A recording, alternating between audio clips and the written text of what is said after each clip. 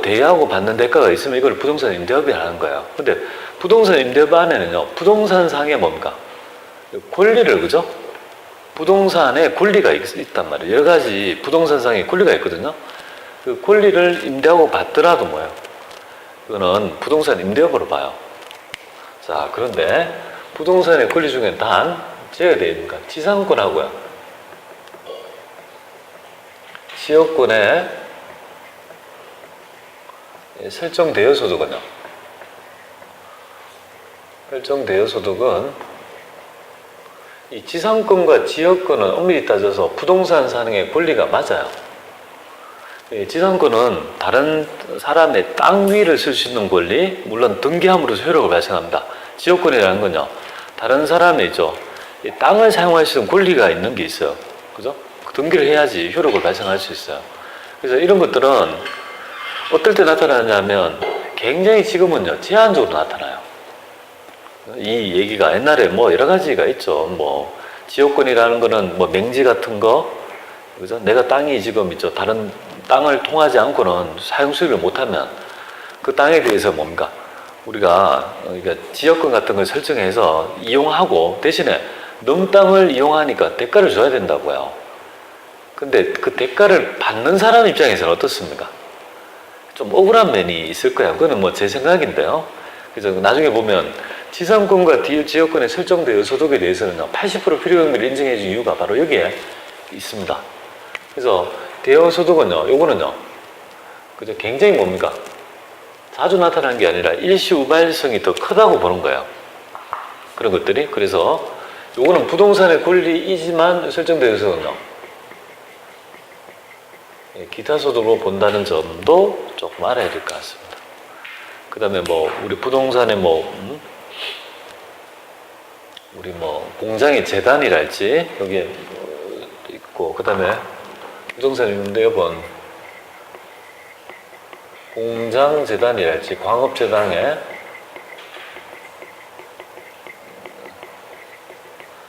대여 소득까지 포함하는 거다. 이것까지 포함한다. 이렇게 보면 되겠습니다.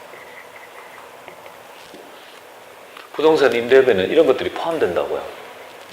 공장재단, 광업재단에 대여소득도 포함하는 개념이다 라고 보면 되겠습니다. 그럼 여러분들은 재단이 뭘까요? 재단. 재단은 뭐냐면, 공장의 재단은 재산의 뭡니까?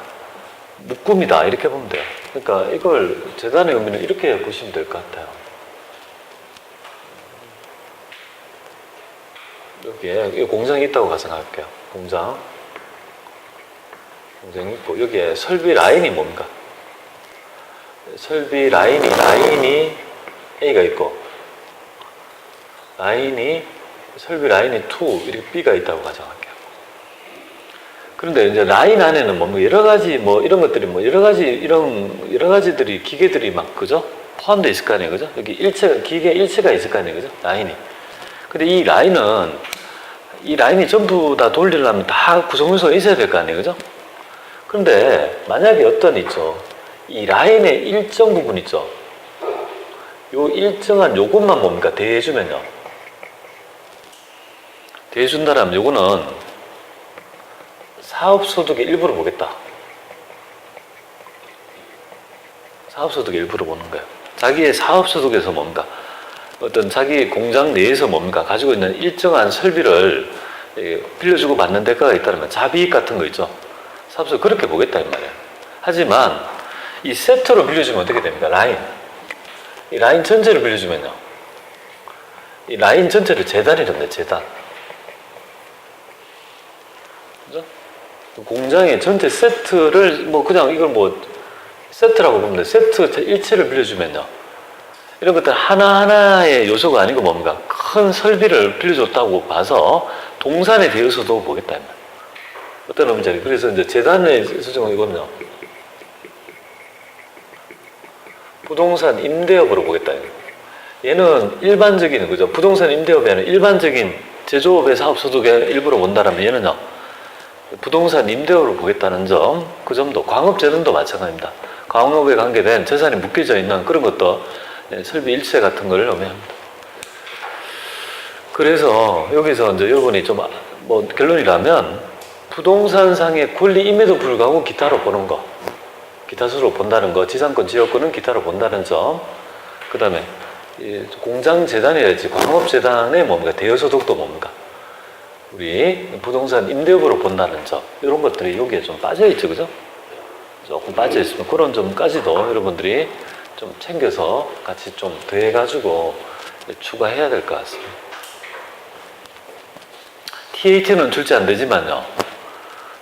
전산세무 이거는 출제된다고요. 그러니까 제가 새겨드립니다. 자, 이렇게 될 거고요. 그 다음에 뭐 근로소득은 우리가 쭉 좀 살펴봤던 것 같아요. 여기 쭉 있고. 이런 것들. 여기서 뭐 저번 시간에 했지만, 우리 사택 제공 이익도 근로소득에 포함이 되죠. 대신에 소액주주 말고, 출자 임원 중에서 출자 임원의 사택 제공 이익은요. 근로소득을 본다고 하죠. 출자 소액주주는 1% 이하인 있죠. 1%에, 그죠? 미만인, 그죠? 주식을 소유하고 있는 주식이 들어가는 건 괜찮고, 출자 임원은 괜찮고, 1% 이상이라면 좀 뭡니까? 그 회사에. 뭐, 살만한데 그걸 왜 사택을 삽니까? 그죠? 사택에서 하는 이유가 있겠죠, 그죠? 그러니까 아니다, 이거죠. 뭔가. 그런 정도를 보시면 좋겠습니다. 6번째도 좀 새겨드릴게요. 6번째도 보면 종업원이 주택에, 그죠? 주택의 사금을 무상으로 대여받는 이익, 이렇게 보면 됩니다. 그러니까 종업원이 주택을 구입 임차하는데 자금을 무상 또는 저리로 받는, 그죠? 이익은 근로소득을 보겠다 이 말이죠. 여러분들 그 한번 그런 거 있잖아요. 우리 가지금 인정이자 있죠? 인정이자 할 때 이런 것들 주택에 우리가 우리 자금 대역에 대해서는 업무부가 가지금 보지 않습니까? 맞잖아요. 학자금이라지 우리 일정 범위의 경조사금은 뭐예요? 안 보지만 주택은 금액이 크기 때문에 가지금 인정이자 계산하지 않습니까? 그거랑 매칭이 된다고 보면 되겠습니다. 과세하겠다, 그죠? 과세한다 이렇게 보면 돼요. 뭐 그런 것들 가끔 한 번씩 출제되면 이런 것들 툭 던지면 왠지 모르게 뭡니까? 비과세 같은 느낌 들거든요. 과세하지 않는 근로소득하면 주택에 있죠. 자금을 저리로 뭐 이렇게 종업원이 주택에 대한 뭐 이런 얘기가 나오면 뭔가 아닐 것 같은 느낌이 들지만 실제로는 과세 된다, 과세 한다, 그죠? 보면 되겠습니다. 그래서 좀 챙기면 좋겠습니다. 그 얘기는 여러분하고 쭉 저번에 근로소득에 대한 얘기는 했던 것 같아요. 근데 여기서 요거 하나 좀 챙겨보겠습니다. 일용 근로자하고요. 일용 근로자하고 이게 근로소득의 수입 시기가 좀 출제돼요. 가끔. 그래서 일용 근로자에 대한 얘기 좀 하고 요거 한번 특히 행사한 날 말고 두 개가 중요해요. 두 개가 좀 중요하다 이렇게 봅니다. 특히 이제 요거 두 개가 가장 대비를 해야 되는 부분이라는 거 말씀드리고요. 얘부터 일단 먼저 할게요. 일용 근로자에 대한 말씀드리면 일용 근로자에 대한 있죠. 우리가 구조를 여기서 여러분은 이해를 하셔야 돼요. 그리고 출제가 됩니다. 가끔 지문에 이론 문제에서 일용 근로자에 대한 얘기를 하니까 좀 더 추가적으로 좀 새겨보면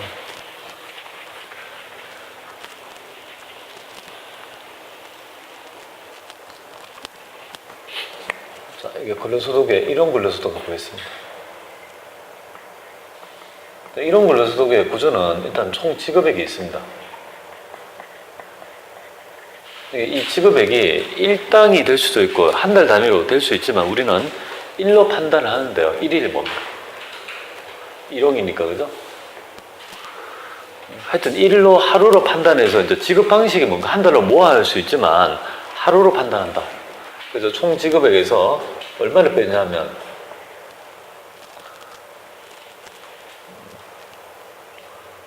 여기 빼기 근로소득 공제 이게 무조건 1 뭡니까? 10만 원 공제합니다. 근로소득 금액이 될 거고요. 이게 세율을 곱합니다. 세율은 독특하게 우리의 초과 누진이 아니고요. 굉장히 독특하죠. 단일 비례세율이라는 점. 굉장히 독특하죠. 세율 구조가 6%라는 겁니다. 단일 세율입니다. 단일 세율이다. 이게 우리 소득세는 어떠한 경우라도 누진 세율에 의해서 가산한다면 틀린 지문이 되겠습니다.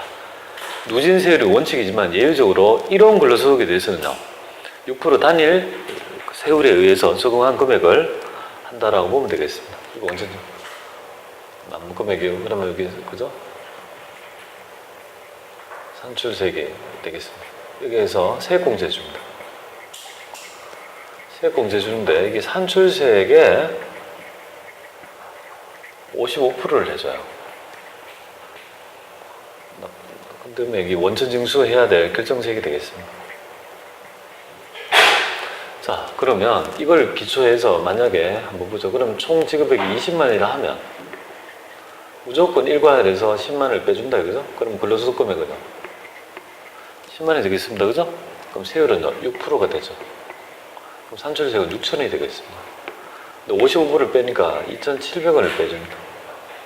아니죠, 3,300을 빼줍니다. 세액공제가 3,300원을 빠지겠습니다. 그럼 여기 2,700원 되겠습니다. 그죠? 결정세액. 이렇게 구해지고, 우리 원천징수 지방소득세까지 포함하면 어떻게 되겠습니까?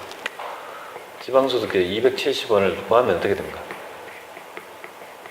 지방소득세, 그러면 2,970원 이렇게 되죠. 그죠? 그래서 10만을 공제한 금액에서 뭡니까? 2.97% 이렇게 뺀다는 거점이다. 그죠? 일단 이 구조 좀 알아주시면 좋겠죠. 우리가 실무적으로는 10만을 공제한 금액에 2.97을 떼면 돼요. 만약에 30만을 지급했다면 10만원 빼면 20 곱하기 2.97 하면 돼요. 그게 원천징수 해야 될 금액이 되는 거예요. 50만 했다라면요, 당연히 40만원 곱하기 2.97 하면 되고, 10만원이라면요 없다, 그죠? 10만원이라 지급했다라면 10만원까지는 비과세를 한 걸 우리가 알 수 있을 것 같습니다. 그죠? 그래서 이렇게 구조가 된다는 점. 자, 우리 일괄에서 일용 근로소득도 10만원 일괄 공제하죠. 그죠? 우리 일용 근로소득은 세액 공제가 없다? 맞습니까? 일용 근로소득은 세액 공제가 없습니까? 있습니다, 여기. 세액 공제 있다. 그죠? 뭐 그렇게 여러분들 이 구조에 대한 얘기를 하고 있습니다. 자, 정도 챙기고요. 그 다음에 근로소득의 수입식이 뭐죠? 여러분들 일반적인 급여는 바로 첫 번째 얘기입니다. 근로를 제공한 날에 속하는 이제 과세기간에 귀속시킨다는 거예요. 여러분들 만약에 우리 2017년도에 근무했어요. 근데 연말정산을 언제 합니까? 그 다음 연도에 그저 2월 급여를 지급할 때 하는 거 아니겠습니까? 그러니까 2017년도에 지급한 거는요, 전부 다 뭡니까? 근로를 제공한 날이 2017년이니까 그때 기속해서 그저 수입식을 잡으면 돼요. 그런데 말이에요. 잉여금 처분 있잖아요. 아까 얘기했잖아요. 잉여금 처분은 뭐냐면 주총에 잉여금이 들어가면 여러분들 여기서 잉여금 처분이란 말 안에서 이해해야 될 부분은 잉여금을 처분한 주체는 누구냐면 주총이에요. 주총. 이익잉여금을 처분할 수 있는 자는 주주총회에서 주주들밖에 안 된단 말이에요. 그죠? 그러니까 이익잉여금 처분 계산서잖아요. 그죠? 이익잉여금을 처분한 상여 있죠. 이거는 뭐라고 했습니까? 받는 자는 그 이익잉여금 처분 배당도 있죠. 이익잉여금 처분 상여도 있는 거예요. 그러니까 상여는 직원들한테 주는 거잖아요. 그럼 직원이 돈을 추가적으로 받거든요. 그러면 한번 해볼게요. 자, 이거하고 같이 연동해 볼게요. 이 급여는 2017년도에 급여를 받았는 거예요. 근데 이 잉여금을 처분한 날은 언제냐면 2018년도 3월 1일 날 주총이에요. 그러면 급여는 내가 근로를 제공한 날이 2017년도니까 2007년도 기속이지만 그걸 가지고 돈 번 거에 대해서 처분한 날은 얼마입니까? 3월 1일이잖아요. 그죠? 그러니까 당해법인이 잉여금 처분 결의에 속하는 날이 3월 달이니까 얘는 2018년도 기속이에요. 얘는요, 2017년도 기속이에요. 이게 다르잖아요, 그죠? 우리 주총 때 잉여금을 처분하는 거는 2017년도에, 그죠? 경영성과를 가지고 처분할 거 아니에요, 그죠? 그런데 이거는, 그죠? 예, 처분한 날을 기준으로 한다는 거야. 아까 잉여금 처분 배당도 어떻게 됩니까? 처분 계류에 속하는 기속이죠. 하여튼 잉여금 처분이라고 하면 처분한 날이죠. 주총을 기준으로 한다라고 보면 되겠어요. 자, 근데 인정상여는 어떻게 됩니까? 인정상여는 작년도 우리 결산서상에 있죠. 우리 결산서상에 우리 회계 처리한 것 중에서 이 법인의 세법의 기속과 맞지 않는 것에 대해서 부인한 금액이 뭡니까? 인정상여가 되는 금액 아닙니까? 그 송금불사님이 상해 처분했죠. 그러니까 얘는 언제입니까? 그죠? 상해 처분은 근로를 제공한 날이니까 인정상여 2017년 기속. 그러니까 여기서 3월 10일 날 뭡니까? 3월 10일 날 우리가 일반적으로 작년도 이거에 대해서 3월 10일 날 하는 거잖아요. 그러니까 이거 어떻게 되냐면 이 급여는 연말정산을 언제 하냐면 2018년도 3월 10일 날 신고할 거 아니에요. 그죠? 근데 이 해당 3년도 중에 근로를 제공한 날이 여기 인정상여는요. 법인세 신고 1회 하게 되니까 시차적으로 이게 신고를 벌써 한 거니까 인정상여 다음에 수용신고를 해야 되는 그런 입장을 죠. 수용신고를 하는 이유가 바로 이거잖아요. 인정상여는 언제 기속이다? 바로 이제 2017년도 기소니까 이때 지금 신고를 뭡니까? 벌써 신고한 거고 법인세 신고는 3월달에 하잖아요. 그죠? 그러니까 수용신고가 들어가야 된다고요. 그래서 딱 이렇게 잡습니다. 잉여금 처분이 들어가면요. 처분 결의에 속하는 그죠? 기간에 있죠. 귀속시킨다. 그죠? 그리고 인정상여 이런 것들이나 그거는 알 거고 인정상여는요. 요 두 개를 빼쳐나고 인정상여는요. 근로를 제공한 날. 아시겠죠? 요걸 바꾼다고요, 반대로. 출제를 이렇게 해요. 잉여금 처분 상여, 잉여금 처분 상여, 잉여금 처분에 대한 상여의, 그죠? 수입 시기는 해당 근로를 제공한 날을 기준으로 한다. 이렇게 나와요. 아니에요. 그러니까 잉여금 처분이 있으면 무조건 뭡니까? 처분 결의만 딱 찍으면 이런 것들은 맞출 수 있어요. 그래서 요거 조금 헷갈릴 수 있으니까 생깁니다. 잉여금 처분이라면 처분 결의에 속하는 과세기간의 기속이다. 이렇게 보면 되겠죠. 요거 한번 보시면 되겠고요. 그 다음에 뭐, 연말정산이야, 뭐, 일단은 상용직은 우리가 간이세액표에 의해서 우리가 이제 지금 해서 간이세액표에 의해서 적용한 세율을 연합적으로 원천 징수하고 연말정산을 통해서 우리 정산하는 구조를 가지죠. 그죠? 그러니까 여기 보니까 연말정산이라는 이렇게 돼 있죠. 매월 급여시 원천징수한 소득세 합계액이 이 원천징수한 합계액이 바로 연합적이다 이거죠. 그래서 근로소득을 종합해서 산출한 근로소득세를 대조하여 과부적을 정산하는 절차다 이렇게 보면 되겠습니다. 연합한 금액이 실제 금액 내야 될 금액하고 비교해서 더 내려면 더 내고 환급받을 거는 환급받아는 정산행위가 뭡니까? 연말정산이 내 말이죠. 이런 거 여기 있네. 아, 괜히 힘 뺐네. 아, 여기서 할 걸. 여기 있네, 그죠? 이렇게 보시면 될 것 같습니다. 그 다음에, 자, 그 다음에 여기 한번 볼게요. 과세하는 방법. 일반적인 근로소득은, 일반적인 그리고 종합과세 대상이나, 왜냐하면 다른 종소금액을 합산해서 과표 신고를 해야 되죠. 누진과세를 하려면. 우리 종합과세 소득이 2배에서 넘기잖아요, 그죠? 해야 된다. 다만, 근로소득 외에 다른 소득이 없다라면 대부분 없습니다. 왜? 이자가 있지만 2천만 원 이하는 분리과세 되니까 없다면 과세표준 확정 신고를 하지 않아도 가름 한글로 신고한 걸로 보겠다. 그래서 우리 근로소득자가 이전에 이제 신고한 적이 한 번도 없는 이유가 여기에 있다라고 보면 되겠습니다. 자, 그 다음에 연금소득 볼게요. 뭐 연금소득은 공적연금하고 사적연금 이렇게 나뉘죠. 공적연금은 국민연금, 사적연금은요 퇴직보험, 퇴직연금, 연금저축을 의미한다라고 보면 되겠습니다. 자, 그 다음에 이제 비과세 연금소득은 뭐 유족이랄지 장애 뭐 이런 연금이 있다라면 이런 것들은 과세하지 않는다는 점이고요. 연금소득은 이렇게 되어 있습니다. 그래서 한번 보죠.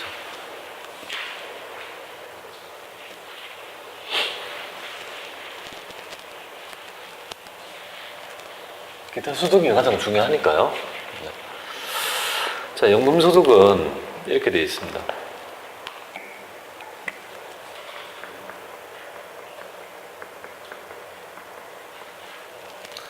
자, 연금소득은 말 그대로 우리가 받는 연금액이 있죠. 거기에서 일정 금액을 빼줘요. 연금소득공제를 빼줘요. 그래서 필요경비가 실제 경비를 대응하는 소득은요, 사기가 필요하다. 사기양이죠, 그죠? 양도까지인데요.